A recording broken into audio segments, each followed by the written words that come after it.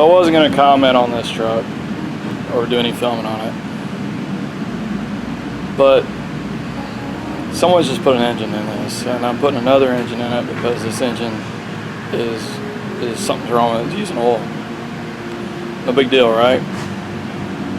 But there are so many problems with this installation that I can't help but share. Now, I don't like to be a negative Nelly. I'm a glass half full kind of guy. You have to be to survive in this industry. But it's workmanship like this that gives us a bad name and makes the public just hate auto mechanics. And this is just beyond acceptable. I mean, it's like criminal.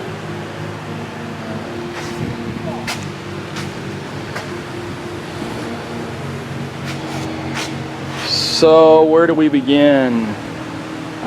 First off, when I reclaimed the air conditioning, it had, let's see, this thing holds maybe, I don't know, £1.5 pounds.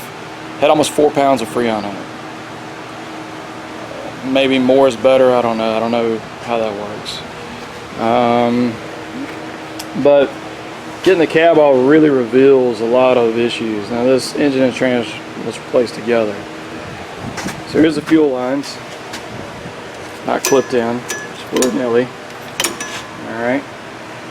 The bracket that holds them to the engine, gone. It's not there. It's non-existent. So, it's not really important. None of the bell housing bolts are tight. So, I don't know if you can see right here. See the gap right there? Gap. That was tight down there. But those two aren't tight.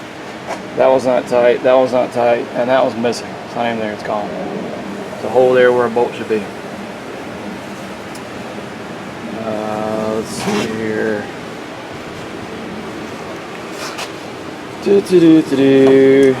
These harnesses just aren't attached to anything.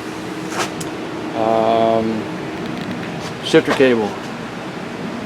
It was just broken. How it even worked to begin with is beyond me. I mean, it was nothing. Once I removed it from it was all busted up before I removed it, but once I removed it as gingerly as possible, it finished it off.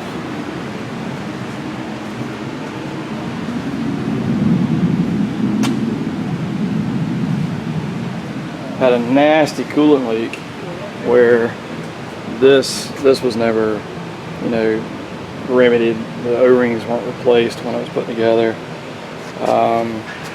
Silicone holding the dipstick to the transmission. I mean, that's just stupid. There's an O-ring. You can get the O-ring anywhere. I mean, it doesn't make any sense whatsoever to do something stupid like that. There's a bolt that holds the dipstick. So I guess at least we got it started. It's there and it started. Don't worry about tightening it though. We'll let the next guy worry about that. Not sure about anything down in there. I haven't got that far yet. But you can see. Now one of the reasons it makes it easier to do these engines, sunlight here, with the cab off, is first of all, the back of the engine to the front of the engine doesn't fit between that cowl panel and the radiator support. It just physically doesn't fit through there. So you either got to angle it up like that or do some weird stuff. So if you get the cab off, you don't have to fool with that. You don't scratch all that mess up. You don't damage that plastic in there. But secondly, and most importantly to me, is you can get back here to the wiring harness and these runners. Now, these little rods that control the runners in the manifold, they're a real pain in the neck to deal with. So this harness, which goes here, is just been laying on these runners, and it's laying right on the runner. I mean, as the runner moves back and forth, it's just rubbing on all these harnesses. So another issue, just, I don't know what makes people People tick. I wish people would say, I just can't do it. There's a lot of people say, oh yeah, I can do that, I can handle that, and they can't. It's like, well, I hope these people aren't in the medical industry. I mean, it's like, dude, it's like, you don't know what you're doing, leave it alone. Don't, just try to man up and, say you can do something when you have no idea, and you just end up wrecking somebody's vehicle. So here we are, doing it all over again. Someone should have just said, it ain't me. I'm going to walk away, I'm going to leave it alone, let somebody else do it that can handle the job. All right, rant over. Thank you for listening to my rant and rave. I'm going back together with this engine, getting ready to put back in, and the customer called over the weekend and said, while you've got it, check the window and the seat doesn't work and the air conditioning doesn't work. So take this out. Look at the air gap on that compressor clutch.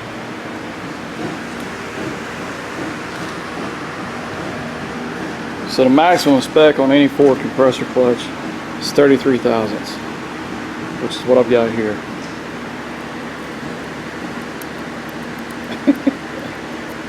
She's a little gapped out. She's a little wide there.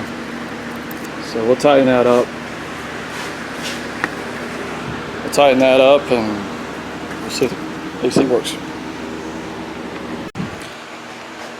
Still tinkering with this engine I'm putting in this f-150. Sorting out all the bolts and all that stuff that was missing and left out.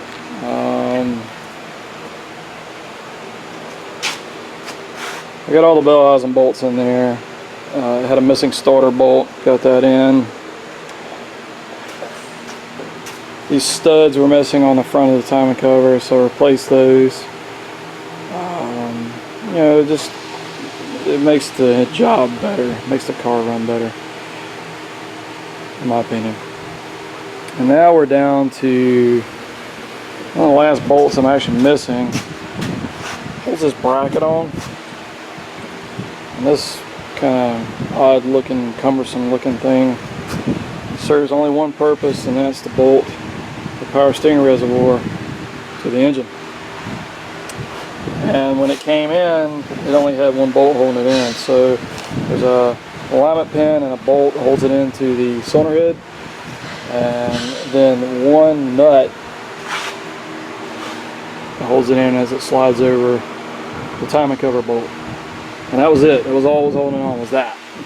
There's another bracket that goes on there that holds the top, the intake snorkel lays on it, and it's just not cool in my opinion.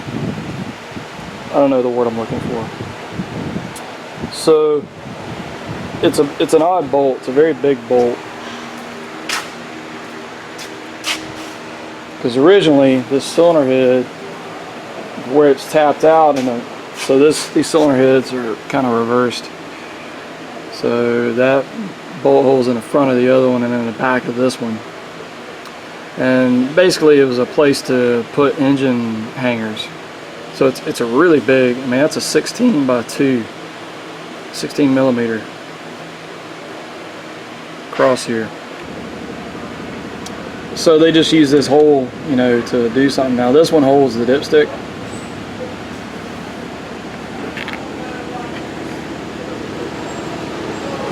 ¿Qué pasa? I don't want to fix the brake flush machine. Something's wrong with the brake lathe? Brake flush machine. Oh, brake flush. Which one? The The winds? yeah, still broken.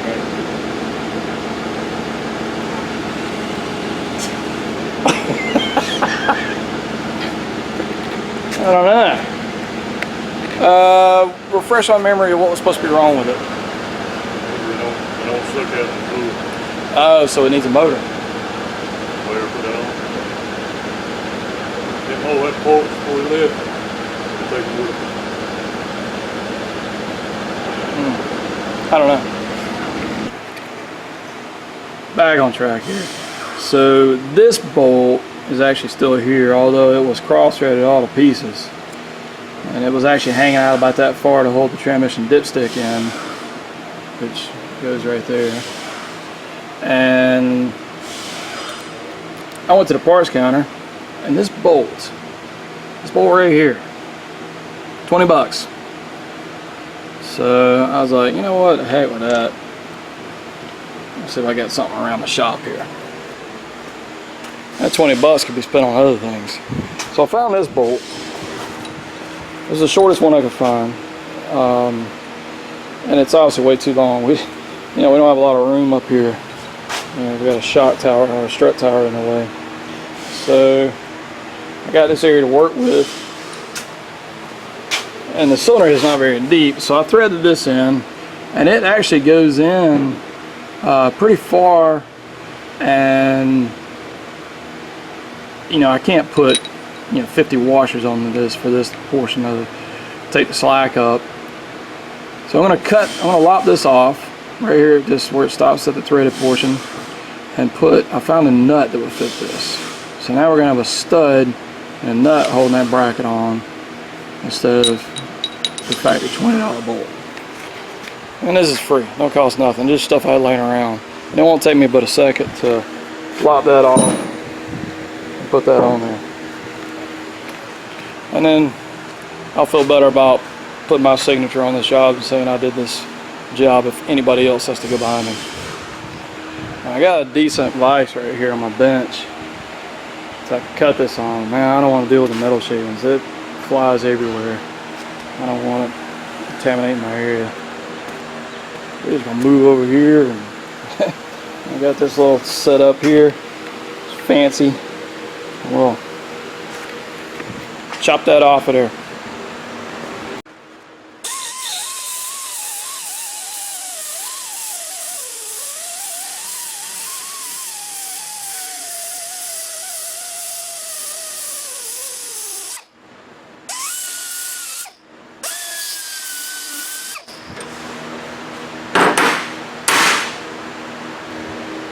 I'll just clean the end of that up with a grinder, make it kind of look like that, and install it.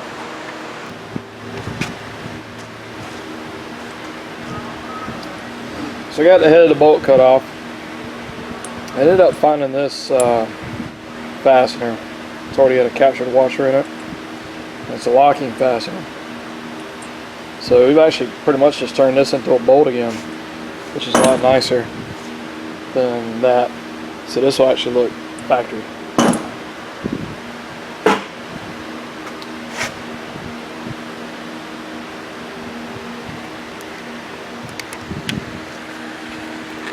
So let's put the dipstick in. We'll take a look at that, and then we'll see what it should look like, and then we'll put that bracket in. So this is the dipstick that was in the truck here, this first one. And I was trying to put it in, and this thing was siliconed. Previous repair had just a ton of silicone sealer. So I said, well, let's put an O-ring on and be done with it. Well, I couldn't get the thing to go in. It kept rolling the O-ring up. I said, man, we got to replace this tube. And little did I know that they had broken the entire end of the tube off. I mean, that tube should look like that. And you see the O-ring rides, so the O-ring doesn't ride in that groove, it rides down here at the end. There's the O-ring. I was like, what in the world? Why would somebody do that? It just doesn't make any sense. And then it was all bent up, and you can see the two different bends here. So, just another thing that I've been having to deal with. Now, if any of you guys have watched my Scott's Lawn Care, my 3-part series on putting that motor in, I was really excited about the fact that the truck was a version, never been worked on. This is the reason why. All the bolts were there, nothing was screwed up, and now having to sort out and fix other, problems that have been created. So at the factory, when this transmission's full, they've got this little yellow doodad in here, and they'll just take the new dipstick tube and sit it on top of that and jam it down in there, and then it floats around in the pan. So that's why there's always one in the pan. You can tell when the truck's, you know, on its original, you know, fluid, never had the pan off. So I keep these. You never know. I mean, I use it just for this purpose, to keep the dirt out of the transmission there.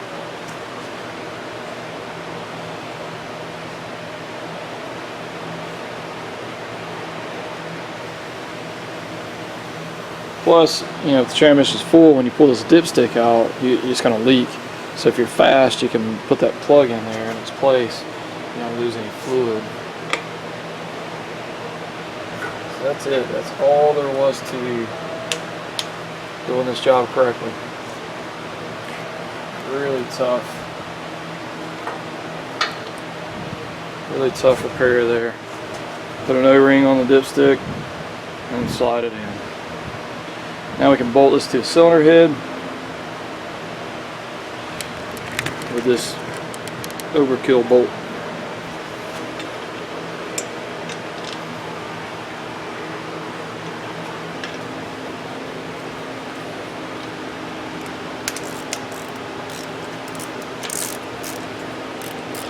I just want to make sure this thing's seated in the transmission, which it is.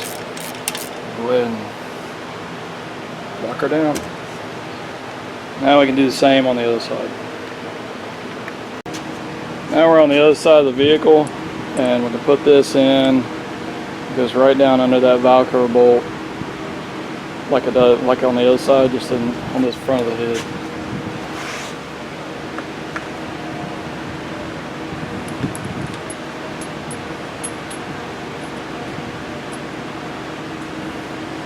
So that'll go like that.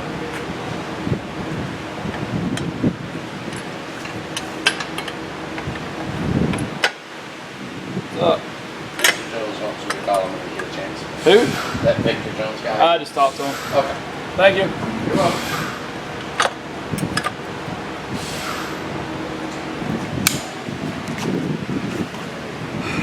And it's pinned in right here, and then we're going to tighten up the new setup we got down here,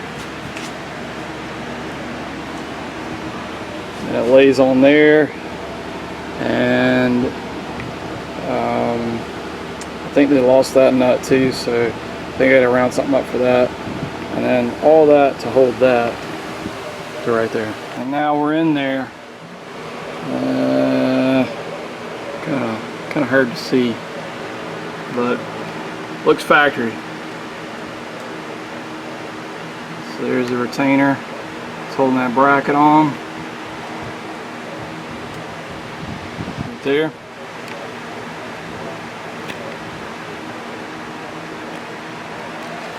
And the bracket's nice and secure. Not gonna go anywhere. And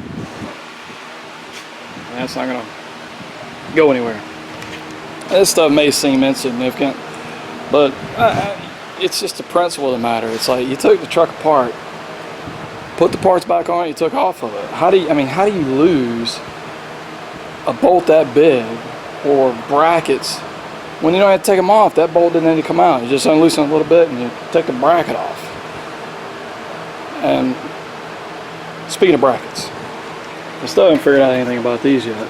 So there's a bracket that holds this, bolts right here. It holds this. That's pretty important.